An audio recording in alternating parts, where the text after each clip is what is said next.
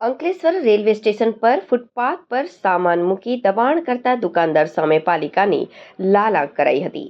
દબાણ દૂર કરવા પહોંચતા દુકાનદાર દ્વારા પુનઃ માથાકૂટ શરૂ કરાઈ હતી. અગાઉ પણ દબાણના મુદ્દે પાલિકા જોડે શાબ્દિક ટકરાવ થઈ ચૂક્યો છે.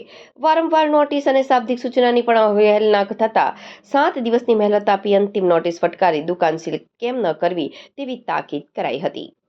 અંકલેશ્વર પાલિકાની દબાણ શાખા દ્વારા દબાણ પુનઃ ન થાય તે માટે ચાલી રહેલ મોનિટરિંગ દરમિયાન અંકલેશ્વર રેલવે સ્ટેશન રોડ પર આવેલ દુકાનદાર દ્વારા પુનઃ રોડ પરના ફૂટપાથ પર સામાન મૂકી દેતા તેને દૂર કરવા પહોંચેલી પાલિકા ટીમ જોડે પુનઃ દુકાનદાર જોડે માથાકૂટ સર્જાઈ હતી.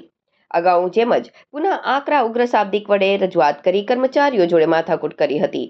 જો વારંવાર નોટિસ અને દંડનીય કાર્યવાહી બાદ પણ દબાણ યથાવત રહેતા અંતે પાલિકા ચીફ ઓફિસર કેશવ કોરડિયાને જાણ કરવામાં આવતા તેમના દ્વારા ત્વરિત અસરથી દુકાનદારનું દબાણ દૂર કરાવ્યું હતું. તેમજ આખરી નોટિસ પણ દિન 7ની મહેલત સાથે ફટકારી હતી. જો દબાણ કરવામાં આવશે તો પાલિકા અધિનિયમ હેઠળ દુકાન સીલ કરવાની પણ ગર્ભિત તાકીદ કરાઈ હતી. જો કે આ મામલે રાજકીય ભલામણનો પણ દોર શરૂ થઈ ગયો હતો. ત્યારે રોડ પર અને ફૂટપાથ પર દબાણ કરતા તત્વો સામે ટૂંકમાં વધુ કડક કાર્યવાહી થાય તો નવાઈ નહીં.